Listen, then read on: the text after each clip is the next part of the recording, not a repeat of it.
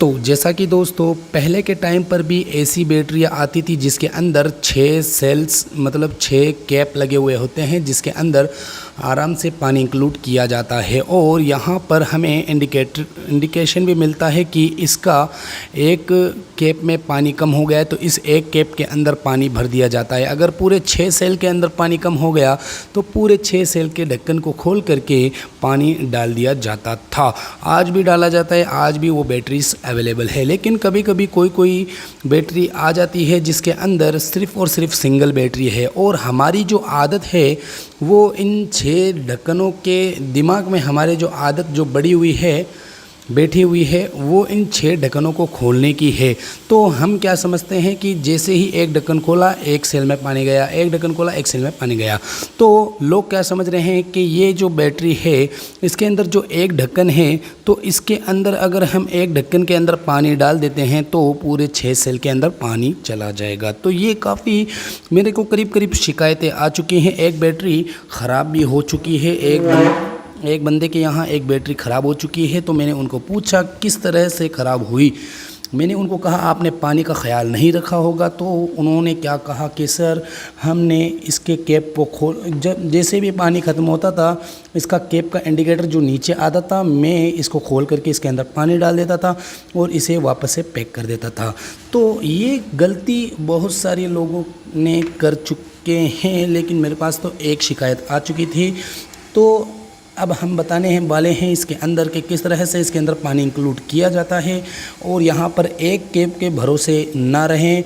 इससे कितने सेल के अंदर पानी जाता है या नहीं जाता है, कौन से सेल में पानी जाता है, ये सारी चीज़ें आपको बताने वाले हैं। तो चलिए दोस्तों शुरू करते हैं। आई होप कि आपको ये वीडियो समझ में आ जाएगी, क्योंकि हमारी आदत तो इन कैप्स की थी, लेकिन कभी कभी कोई बैटरीज आ जाती है जिसके अंदर इस तरीके की भी कैप आती है। तो इस तरीके की कैप वाली बैटरी में कैसे पानी डालें, काफ़ी लोगों को पता नहीं होता है कि इसके नीचे 3 कैप हैं और इसके नीचे भी 3 कैप है। यहाँ पर मेज़र भी किया गया है कि इस तरह से इसके ढक्कनों को खोलें, लेकिन क्या करते हैं लोगों को समझ में नहीं आता है, क्योंकि सबकी आदत इस इंडिकेटर की है, इसलिए ये इंडिकेटर ही यूज़ करते हैं। तो इसे बिल्कुल छेड़ने की आपको ज़रूरत नहीं है।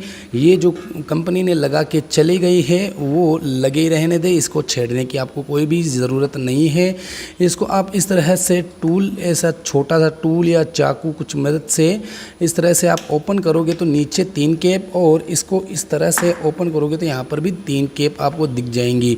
इसको बिल्कुल इस तरह से खोला जाता है। और ये कैप क्यों लगाया गया है ये भी हम आपको बताएंगे, क्योंकि इसके अंदर बहुत सेफ्टी है, बैटरी की काफ़ी ज़्यादा सेफ्टी है और हमारी जान को भी ख़तरा नहीं होता है इस ढक्कनों की वजह से।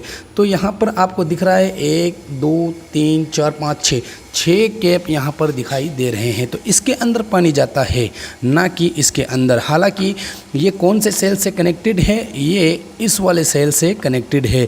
ये सिर्फ़ और सिर्फ इस सेल का जो ये कैप है, ये जो पानी का ढक्कन कैप है, इसके अंदर पानी अगर डालेंगे तो ये ही ऊपर आएगा, ना कि इसके अंदर डालेंगे तो ये ऊपर नहीं आएगा, इसमें भी डालेंगे तो ये ऊपर नहीं आएगा। इन 1 2 3 4 5 इन पाँचों में अगर आप पानी डालोगे तो ये इंडिकेटर नहीं दिखाएगा, ज़ीरो दिखाएगा। और अगर इसके अंदर आप पानी डालोगे तो ये इंडिकेटर अप हो जाएगा। तो ये कनेक्टेड इस सेल से है, ना कि इन दोनों सेल से है। तो यहाँ पर पानी किस तरह से डालें, आमतौर पर पानी तो सब ही डालना जानते हैं, कोई दिक्कत वाली बात नहीं। इस तरह से आप पानी डाल लीजिए, कितने पानी की आपको ज़रूरत है उतना पानी आप डाल लीजिए। तो यहाँ पर जो कैप है अभी देखना, ये थोड़ा सा नीचे है ना, ये थोड़ा ऊपर उठ जाएगा पानी डालते ही। मैं इस कैप के अंदर पानी डालूँगा,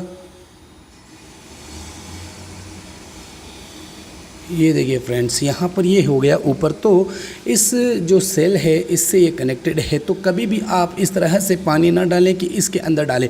अगर आप इसके अंदर पानी शुरू से डाल रहे हो और यहाँ पर सिर्फ एक सेल के अंदर पानी जा रहा है, बाकी 5 सेल सूखे पड़े हैं, तो आपकी बैटरी ख़राब हो सकती है और आपकी बैटरी क्लेम भी नहीं होगी, वारंटी के अंदर भी चेंज नहीं होने वाली है, क्योंकि आपने पानी का बिल्कुल ख्याल नहीं रखा। पानी वानी डालने के बाद बिल्कुल सिंपल तरीके से इसे यहाँ पर रखिए और हल्का सा इस तरह से दबा दीजिए तो बिल्कुल अंदर हो जाएगा ये। पानी का बिल्कुल ध्यान रखिए आप। पानी अगर ध्यान नहीं रखेंगे तो ख़राब हो सकती है बैटरी आपकी।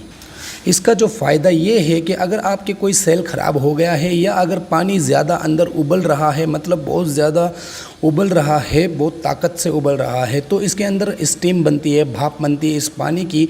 तो ये भाप बनने की वजह से बैटरी फटने का चांसेस 100% होता है। तो फटने से पहले इसका कैप ऊपर उठ जाएगा। अगर ये जो आप कैप देख रहे हो ये ऊपर उठने वाले नहीं है, क्योंकि इनको खोला जाता है तभी ये ऊपर उठते हैं, और अगर हम खोलेंगे नहीं तो ये ऊपर उठेंगे भी नहीं। अगर हम इसे टाइट कर देते हैं और इसके ऊपर मिट्टी वगैरह लग गई और इसके अंदर सेल ख़राब हो गया और पानी ज़्यादा से उबलने लग गया तो बैटरी फट सकती है। ऐसा मेरे साथ खुद के साथ हो चुका है।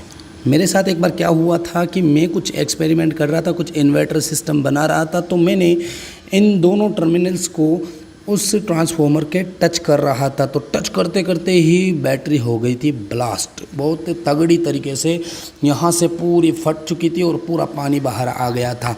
तो फटने से बचाने के लिए, बैटरी को सेफ रखने के लिए आपको इस तरह के कैप काफ़ी ज़्यादा मदद कर सकते हैं।